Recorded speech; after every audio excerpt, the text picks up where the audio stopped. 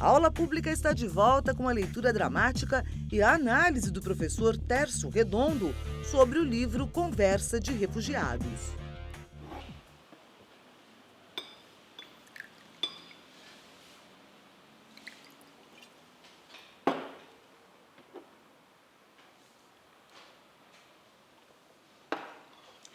Os dinamarqueses têm um humor proverbial.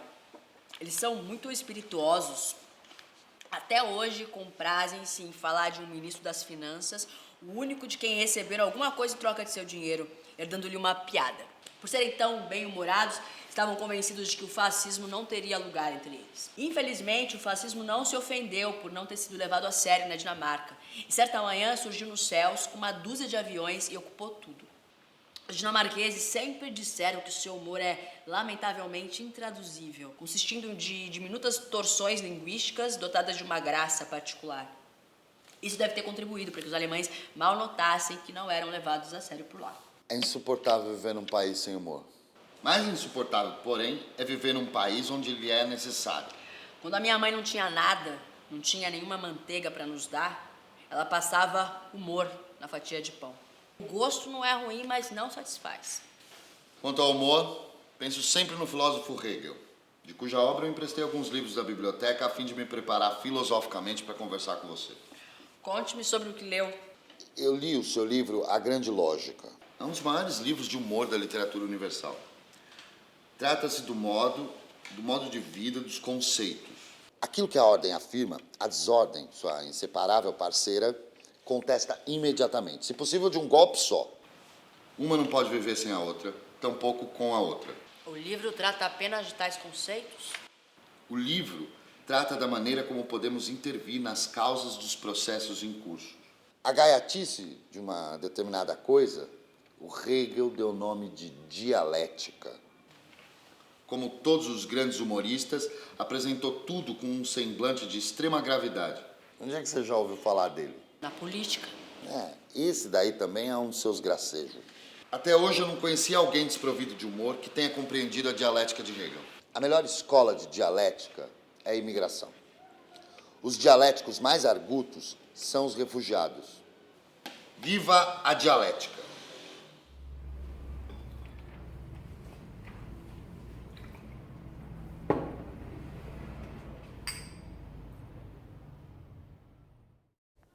Vocês notaram que o humor assume duas facetas aí, né? Tem um humor infeliz, né, que fica por conta, no caso ali, dos dinamarqueses, né, que resolvem fazer graça, né, com aquilo que não tem graça nenhuma, né?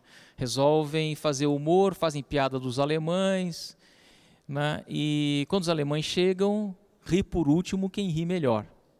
Né? Aí os alemães é que pregam uma peça neles e eles começam a pagar uma conta muito alta, né, pelo fato de não terem levado a sério, né, aquilo que tinha que ser levado muito a sério.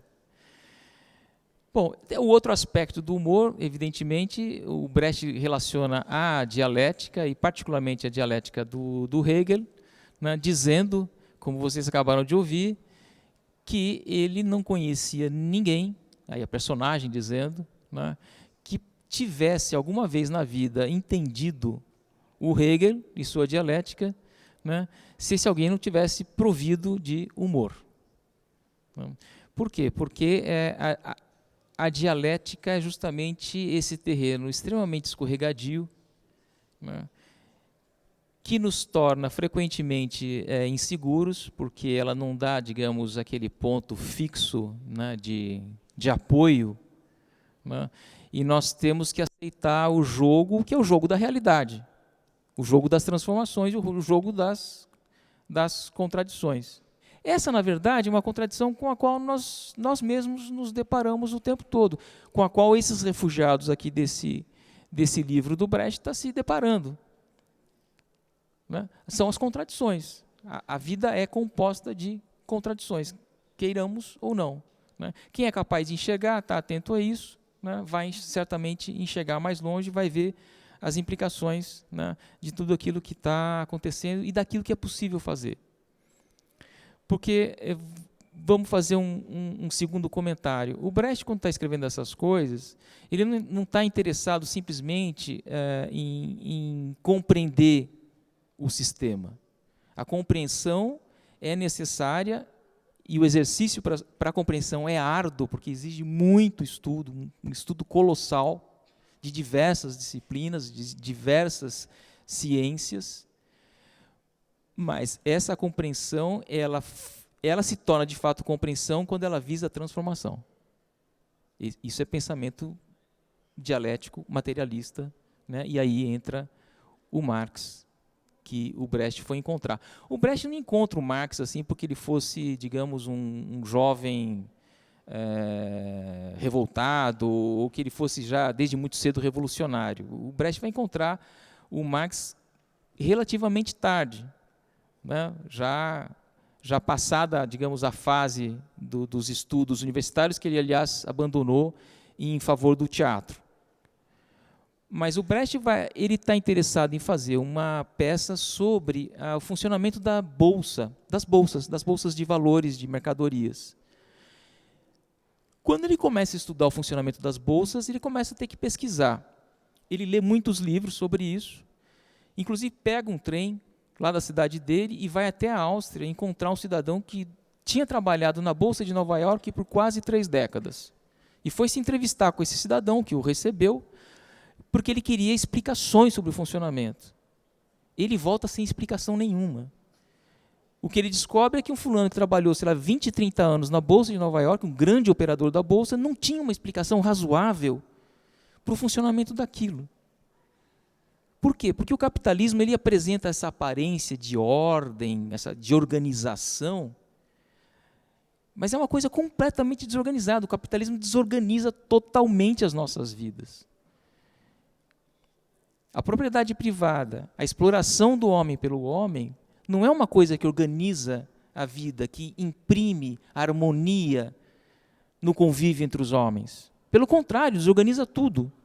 Uns ficam muito pobres, muito ferrados, outros enriquecem de uma maneira absurda, não sabem nem o que fazer com todo o dinheiro que têm, né?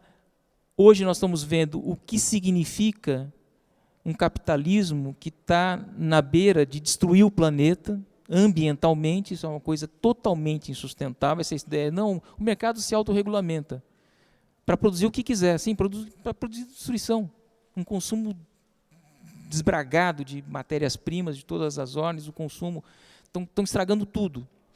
Na escola, nós aprendíamos coisa como a diferença entre as classes sociais, que eram objeto de uma disciplina.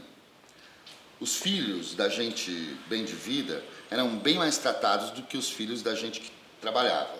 Se essa disciplina fosse retirada da grade curricular das escolas de hoje, apenas a vida ensinaria aos jovens essa diferença que é sumamente importante.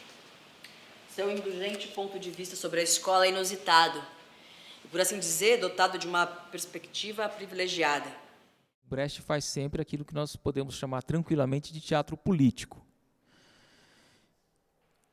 Ele concebe, lá na segunda metade dos anos 20, aquilo que hoje nós chamamos de peças didáticas, numa tradução portuguesa possível para o termo, ou peças pedagógicas, ou peças de aprendizado, alguma coisa assim. Essas peças eram essencialmente políticas, destinadas não ao grande público que ia ao teatro, mas era uma peça destinada a militantes políticos.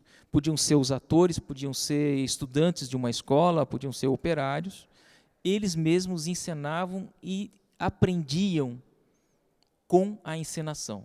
Encenando, você mesmo aprendendo. Você era ator para você mesmo, de certa maneira, né? Personagem para si mesmo.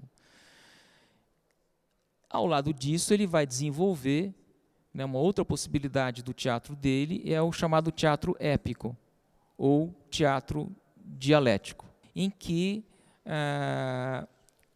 ele faz disso, digamos, a ênfase política, ela nasce, quer dizer, ela surge, e aí você tem necessidade de romper com uma tradição anterior do teatro, que era chamado teatro dramático, né? o teatro, por que a gente chama de teatro épico? Porque é um teatro narrativo, em que você não tem mais aquela obrigação de fazer de conta. Você não tem mais obrigação de fazer com que o autor encarne a personagem de tal maneira que aquilo crie nos espectadores, né, uma sensação de empatia. Você se reconhece naquilo, então você chora com aquilo, você ri com aquilo, e você como espectador se vê totalmente absorvido e de maneira acrítica com relação àquilo que está acontecendo. O Brecht fala, isso não serve para o meu teatro.